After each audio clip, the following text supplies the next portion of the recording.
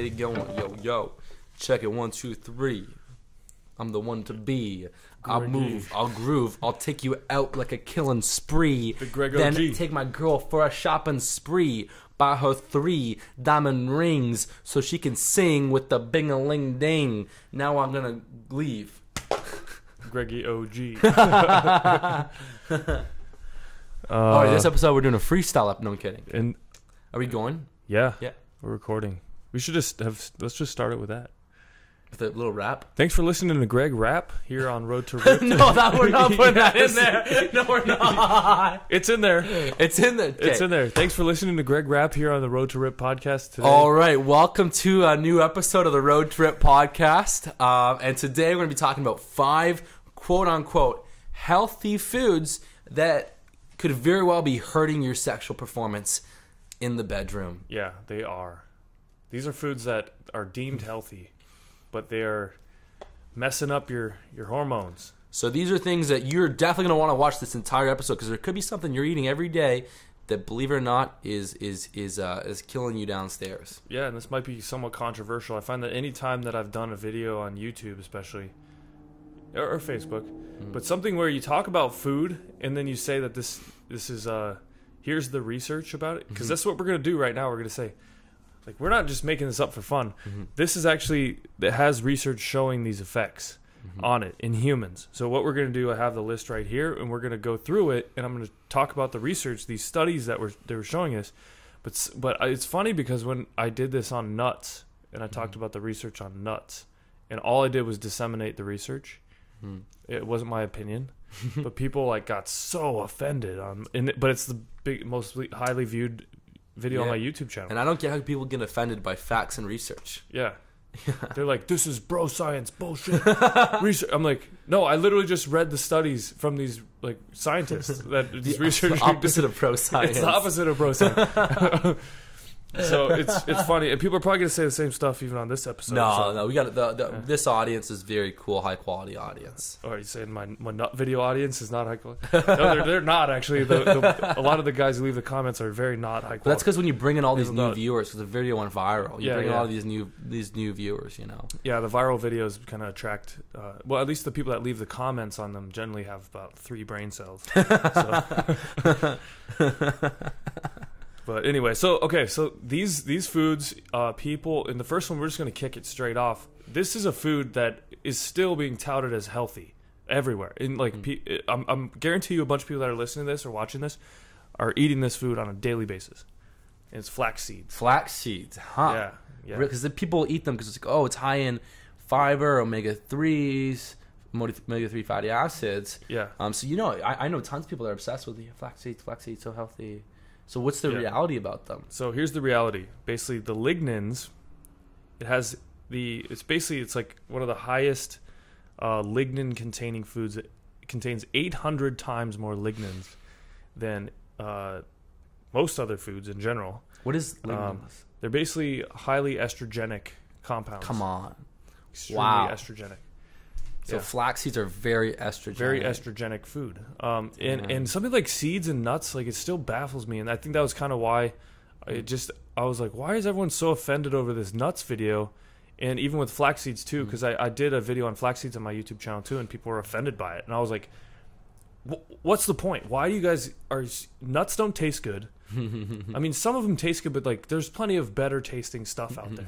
And then flax seeds, of all the things, have basically no taste. Right. Or they taste bad. Bad, yeah. And it's like, why are people so into eating these things? It's probably because they spent like $400 on flax seeds in the last 6 months. Or I think it's because they've invested so much of their energy into like seeking this supposed health food out. And all maybe these other health gurus they follow are like, flax seeds. Yeah, they're like, oh, it lowers your cholesterol. It's like, oh, okay.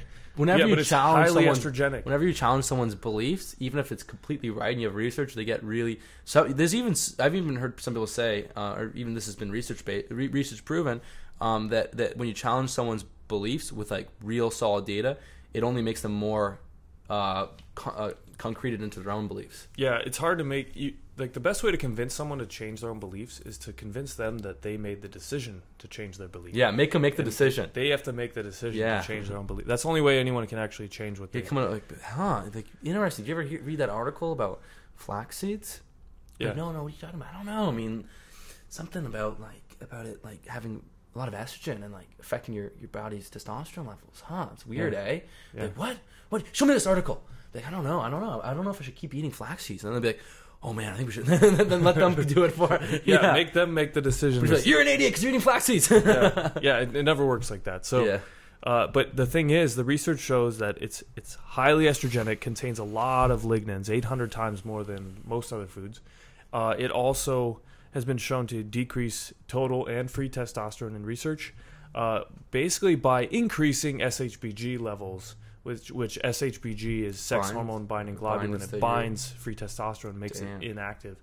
So it also blocks or suppresses the activity of the 5-alpha reductase enzyme, which is the enzyme that helps with the conversion of testosterone to DHT, which is an androgen that is far more powerful than testosterone. And most people, which is the androgen far more powerful than testosterone? DHT. So DHT is responsible for all male characteristics, essentially. And so the like beer, beard. Yeah. Okay. Well, beard growth is a combination of testosterone and DHT. Okay. But however, like the thing voice is DHT or male sexual characteristics and that sort of stuff. So, but the thing is, a lot of people also, and this is a topic for another episode, we won't get into this now, but they unfairly demonize DHT specifically for male pattern baldness. They say that that's the reason for male pattern baldness. However, the androgen theory of male pattern baldness has been debunked. In the meantime, it's just an urban legend at this point. So we'll get into the actual details on that in a later episode. But a lot of people still believe that, so they still go and do things that are suppressing their DHT when it's actually extremely harmful to them. And a lot of guys, if you go and they're taking things like Propecia, finasteride, these DHT blockers, saw palmetto. Some people it's fine. It's hurting their androgen. Some people it just destroys their body. It just ravages their endocrine system. There are support forums on the internet full of thousands and thousands of men, and there are massive class action lawsuits against these drug companies who make these DHT blockers, because a lot of guys just instantly will lose their sex drive within a week completely. And they have all sorts of problems with it. So you don't really want to mess with your DHT. You want to have optimal you want to have a balanced level of DHT. Right. You know, like anything else, you want to have cortisol is a stress hormone, but you don't want zero cortisol. It's important. But you want a balanced level of all. Cortisol is what gets you up out of your sleep in the morning. And it helps you get out of the way if some taxi is about to hit you on some crazy Uber driver's careening up the street towards you on the sidewalk. It's going to get you out of the way. But you want your hormone levels in a nice balance. So first on the list is flax seeds. They're highly estrogenic. They have a lot of human research showing very poor hormonal effects. So stop eating flax seeds. I mean, I don't really care if you eat them or not, but if you want to. And what about for women? I guess it could mess with increase their estrogen to like that. Let's see. There's actually something right here about women with a case known as hirsutism, which is basically when women grow excessive facial hair. Let's see. Flax seeds was helpful. She had very high testosterone levels. It caused her to develop this excessive high facial hair growth. And in an effort to control this and drive down her high testosterone levels, the researchers told her to eat flax seeds every day for 4 months. She ate the flax seeds, and the result was that in 4 months, her serum total testosterone dropped by a whopping 70%. Come on. And her free testosterone went down by a staggering 89%. Damn. So if you want to really like crush your testosterone levels and just kill them, wipe them out, flax seeds are great. So, all right, that's first up on the list. Next up on the list is licorice. But if you're normal woman without those high testosterone levels, you probably don't even want to bother. It would be endocrine disrupting either way. Yeah. There's if you have something that like it's not the same with women, where with men men just want higher natural testosterone levels, right? But with women, they need to really go for that balance. There's not by increasing a lot of estrogen it's not the same thing. If you're increasing, estrogen is a very toxic hormone, especially in high levels, and it's going to really mess with, especially in women, like fat metabolic gain, rate. Yeah, right. and your thyroid function is going to suffer And greatly. women have a little bit of testosterone. It's helpful. Yeah, you need a certain amount of testosterone. They just don't need as much as men. So you just want to keep it in a nice balance. And again, it's not something you don't want to be like, oh, I'm female, I want to have super, super high estrogen. No, it's going to really mess up your thyroid. So you don't want to do that. It's a woman, you don't want to have zero testosterone either. Yeah. Yeah. So, and so the next one. So there's actually a lot of women are treated with testosterone therapy when they are going through menopause and stuff. And my aunt is. Yeah. But anyway, so licorice next up. And this is interesting because I've never been a real fan of licorice. Like we're talking, is it testosterone therapy licorice for women in menopause help with their sex drive? Or yeah, it increases everything. Right. Yeah. Yeah. Okay. Cool. Just want to get that clear for the viewers. But second one is licorice, huh? Yeah, I've never really liked licorice. We're talking licorice root extract, like black licorice, like that taste. Yeah. But I know there's a lot. It's especially popular in Europe, especially in like Scandinavian countries. They love it. It's like a licorice liquor too. Yeah, which Valhalla. Valhalla. Valhalla and salmiakki in Finland, which Ali brought over to us, which tastes like death. It tastes like tarry death. Man. Oh, why would Ali bring that? Because he's all about the testosterone. yeah, but there's also like cultural things that are so. I mean, we're not saying like just across the board you have to just stop eating all this stuff. But we're just trying to make you aware of this. Some people in certain cultures love things like licorice, and that it's kind of like their cultural treats, etc. But the thing is, you might not want to drink an entire bottle of salmiakki. You might. There's also people that do a lot of licorice tea at night. I know a lot of people have licorice tea. So you want to avoid that. Yeah, you want to avoid that for sure. Exactly. And so how does it? So it just decreases testosterone, or is it estrogenic? Let's see. The glyceric acid Yeah. has the negative side effects that decrease testosterone. However, they found that it was easily reversible. So if you're consuming a lot of this, you can rebound from it if you stop rather quickly. Okay. Yeah. So here, let's see this human study right here. They were eating licorice every single day through just average like licorice candy that you can get at the store. 4 days into the study, get this, the subject's total testosterone levels had decreased from an average of 740 nanograms per deciliter to 484. Come on. 7 days. Oh my god. No, 4 days. This was 4 days. Holy crap. They were eating 7 grams of licorice per day. Yeah. So like they're eating like a bag of licorice. A lot of people eat, a lot of candy. It's like a 30% decrease. Yeah, but let's see. So basically they had a massive decrease in 4 days, but 4 days after they stopped eating it, and their testosterone went back to baseline. So this is something that's going to temporarily suppress your testosterone. If you're eating it, you're going to see lower testosterone levels. So you might not on your date might not want to go out for some licorice ice cream or whatever. Or eat licorice at the movies. There's a lot of yeah. Some people eat licorice at the movies. I know a lot of people call that like candy stuff licorice, but I don't think it's really. If you really looked at something like Red Vines or the Starburst licorice, quote unquote, Twizzlers, right? Or Twizzlers. I don't know if it even has really much actual licorice root extract in it because it tastes good. Or nibs, yeah. Yeah, it's that stuff tastes fine. I think it's just sugar. I think it's just like glucose syrup or something. So you might not just check the label, see some stuff, and there's a lot of like tonics and stuff with a lot of licorice in them. Just look at stuff. The teas, there's licorice can sometimes be put in a lot of natural like toothpastes. So just check it out. That's another interesting one. Okay, so next up on the list is polyunsaturated fats.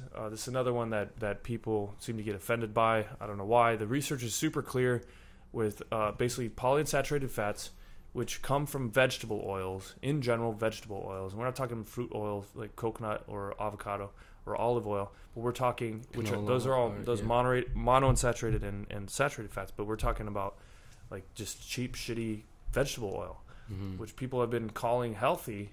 It's not healthy. Like this canola oil, the corn oil, soy oil, sunflower seed oil, all this stuff is just it's got weak bonds. They become toxic in your body.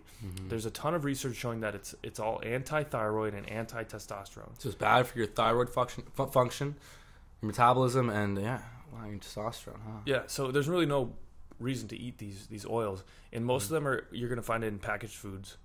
If you're cooking, just cook with olive oil. Most people cook with olive oil anyway, or coconut oil, and you're fine, and your food tastes better because these oils don't even taste good. I wish restaurants would move on to this stuff, because I feel like restaurants great, use a lot of vegetable oils. They do, because it's very, very inexpensive. Right. And it's cheap. So, and they're usually frying stuff in it, so it's, again, not good anyway. But basically, you want to stick to saturated fats, monounsaturated fats. So next up on the list is... So that's your coconut oil, your butter, your olive oil. Yeah. Macadamia nut oil. Heard it's pretty high in mono. Yeah. Really high in mono, yeah. So the next one is mint. Wow. Yeah, which we talked about on the last episode. Yeah, because I had on the morning ritual episode, I was using a mint body wash, an aloe mint body wash, and your skin obviously absorbs a lot of stuff. So I might have to swap that out for honey almond body scrub. Honey almond, yeah. Yeah. So here, let's check this out. So this study, there are 48 subjects. Group 1 received just regular commercial, regular water, drinking water. So that was the control group. Group 2 received 20 grams per liter of peppermint tea. Group 3 received 20 grams per liter of spearmint tea. And Group 4 got 40 grams per liter of spearmint tea. So what do you think happened? The mint tea, their testosterone went down maybe like 20%. Yeah, that's a good guess. So the control group was control, right? They were the same. The peppermint tea at 20 grams per liter reduced total testosterone levels by 23%. The spearmint tea at the same dose reduced total testosterone by 51%. So spearmint was double as bad. And then the where's the 4?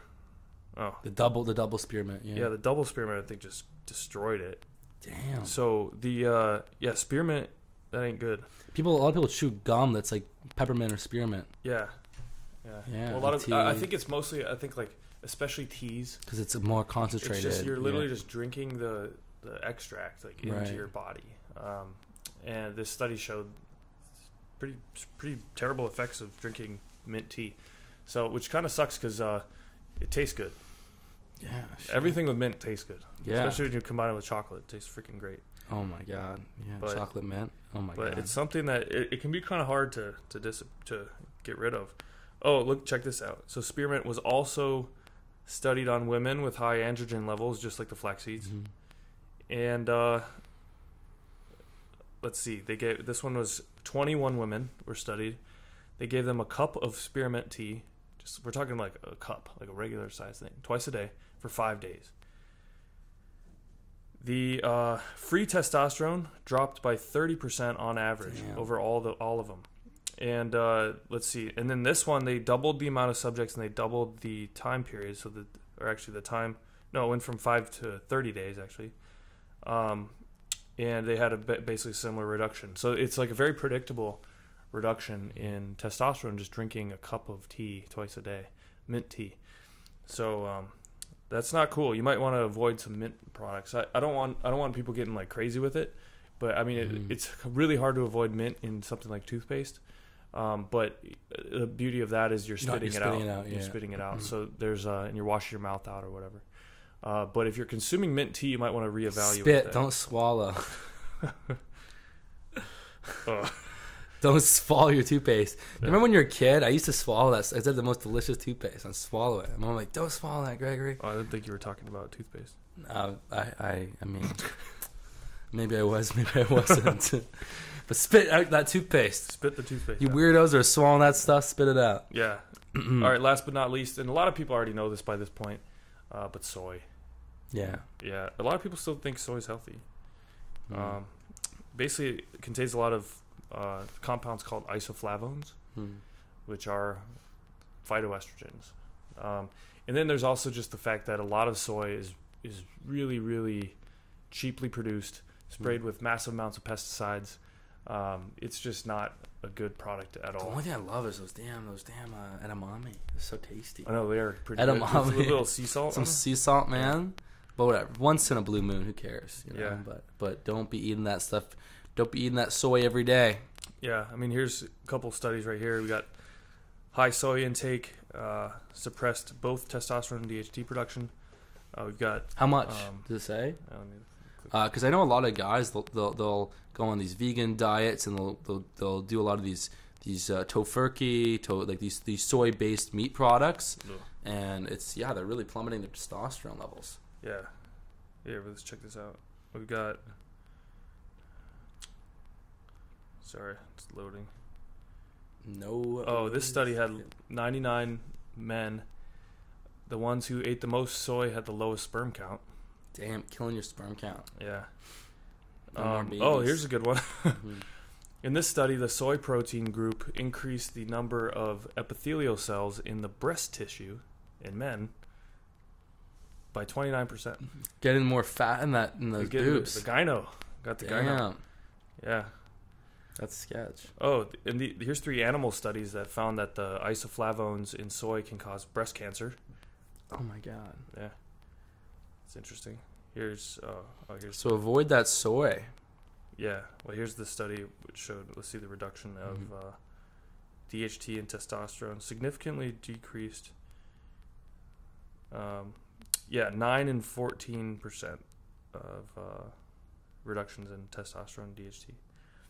So, yeah, it's just not. I mean, and there's a lot of research that's conflicting with soy because there's a lot of pro-soy people, especially vegan researchers. Mm-hmm. There's like this entire community that's basically very, very pro-soy, and then there's entire. I don't think there's really many people that are like anti-soy. I think they just look at soy objectively, and right? They find bad effects of it, estrogenic effects. So. In general, those are the things. There are probably a lot of other foods that are going to be highly estrogenic. These are the ones that are probably the most common, though, that we could talk about here in a short period of time that you can make the biggest impact on. Because as you remember, some of the research that we talked about just now, these things make quite a big and fast impact on lowering your testosterone levels. Some of them like extremely quickly. In as little as 4 or 5 days, you can see these massive. No more flax, no more mint, no more licorice, soy and licorice. Soy, yeah. Get rid of that. It's not helping you. Awesome, dude. Yeah. So hopefully you guys learned something. If you want to stay up to date with us, go. And no more vegetable oils. That was the fifth. Yeah, the polyunsaturated fats. Yeah. Stay up to date with us. Subscribe wherever you're listening or watching this, and you'll get up to date on all the newest episodes of the Road to Ripped podcast. Also, we have got some really cool new products coming out. We got a couple new formulas that we're making. One for helping you sleep, helping your body, working with your body from the inside out to help it sleep better by reducing stress and help you improve your sleep quality. And that's going to be over at kinonutrition.com. There's a waiting list over there. If you're listening to this in the future, it will actually be available over there. We're going to be releasing it here in the next couple months after recording this. And then a pre-workout to really amplify your gains in the gym. Give you a bit more strength, a bit more focus in the gym. Yep, and these are going to have, instead of adding extra sugar and artificial sweeteners, we're going to have organic fruit base on these. And we want to just kind of step up the game. A lot of people are making shitty supplements. We want to make specific formulas that actually have human research showing their effectiveness, and put them in the right dosages with amazing, very high quality ingredients. So we're aiming to really change the mentality around this stuff and help people solve specific issues. So that's over at kinonutrition.com. Hell yeah, KINO nutrition.com, and we will see you in the next episode.